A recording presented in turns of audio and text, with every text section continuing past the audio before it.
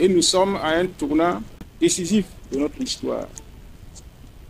Parce que cette souveraineté est actuellement menacée, non seulement par les terroristes, mais par l'impérialisme international. Pour les terroristes, comme vous le savez, nous sommes engagés dans cette lutte. Elle sera gagnée.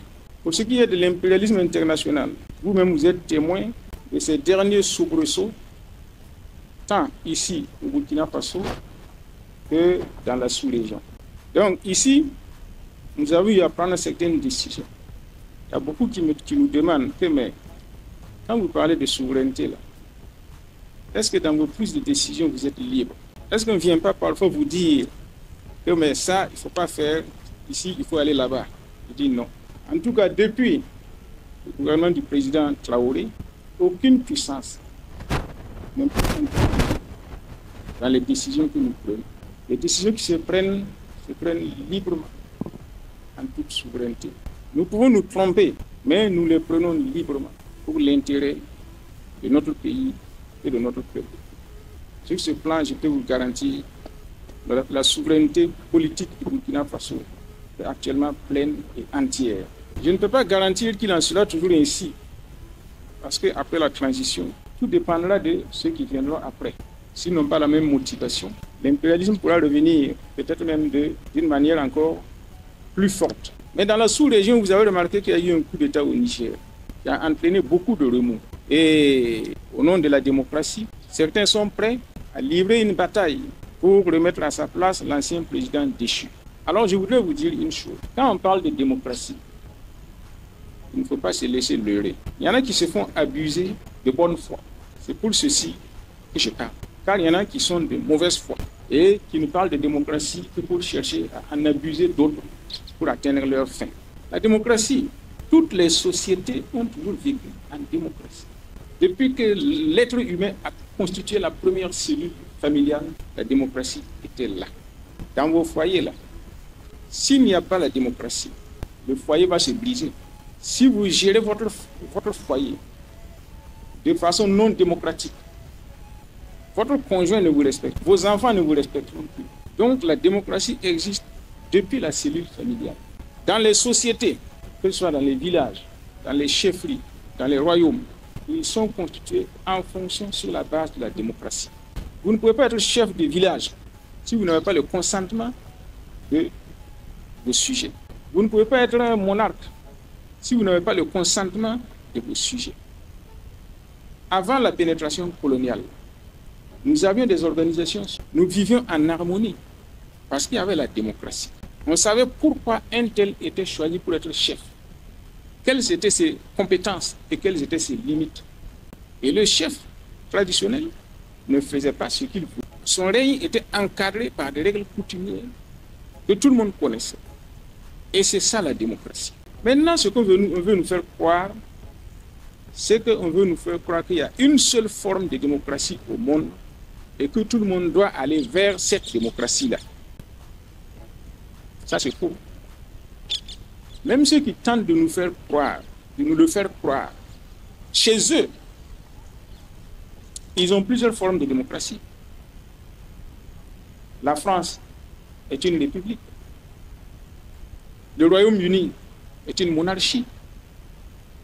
Que vous prenez le Danemark, la Suède, les Pays-Bas, la Belgique, ce sont des monarchies. Les États-Unis sont une république, mais organisée différemment de la France. L'Allemagne est une république, mais organisée différemment de la France. Pourquoi nous n'aurions pas le droit de nous organiser comme nous voulons? Pourquoi c'est à quelqu'un d'autre de venir nous dire comment nous devons nous organiser? Alors donc, ne vous laissez pas prendre au piège. Ceux qui parlent de démocratie, tambour battant, certains sont abusés, comme j'ai eu à vous le dire. Mais la plupart sont des valets locaux de l'impérialisme qui veulent s'appuyer sur ça pour déstabiliser les régimes à leur fin. Donc, faites attention. Donc, vous avez vu que, après le coup d'État du Niger, on a voulu constituer une armée internationale pour aller combattre et restaurer Bazoum. Il y a eu un coup d'État au Gabon. On n'a pas vu ce trémolo. Où est le président français, Emmanuel Macron, qui s'est érigé en chef de guerre pour aller combattre et rétablir le président renversé du Niger? Et qu'est-ce qu'il dit? Qu'est-ce qu'il fait de ce qui se passe au Gabon? Donc, il y aurait des coups d'État démocratiques et des coups d'État non démocratiques. Je pense que les derniers événements internationaux nous éclairent et nous montrent à quel point, n'est-ce pas, on cherche à nous abuser. Frères et sœurs, c'est le moment de la lutte. La lutte est engagée pour notre souveraineté. Nous devons penser à ce que nous voulons laisser comme pays, à ceux qui viendront après nous. Et il est temps que ceux qui pensent que les époques n'ont pas changé changent de comportement. Sinon, tout risque de leur échapper. Et heureusement pour nous, la jeunesse africaine actuelle prend de plus en plus conscience de son rôle. Et c'est ça notre force. Donc je voudrais dire ici que nous devons nous tenir prêts. Parce que si nous laissons les chefs d'État qui sont sur des sièges instables, qui craignent pour leur propre pouvoir, c'est pour ça qu'ils veulent intervenir au Niger, pour empêcher leurs propres concitoyens de prendre les mêmes responsabilités que les Nigériens. Si nous les laissons faire, ça sera fini pour notre souveraineté et pour longtemps. Et ce seront les pantins, les impérialistes qui vont revenir pour soumettre nos peuples.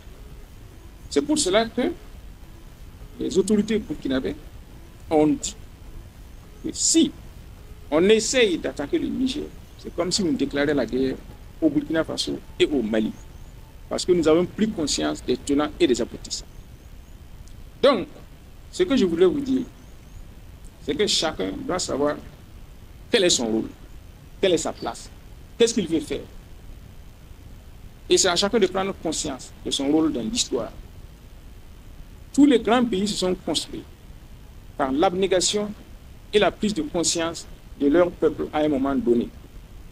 Le moment est venu pour nous de prendre conscience de nos responsabilités pour le pays que nous voulons laisser demain à nos enfants et à nos petits-enfants. Voilà ce que je tenais à vous dire aujourd'hui. Et cela dit, je souhaite à tous une bonne journée et à la prochaine.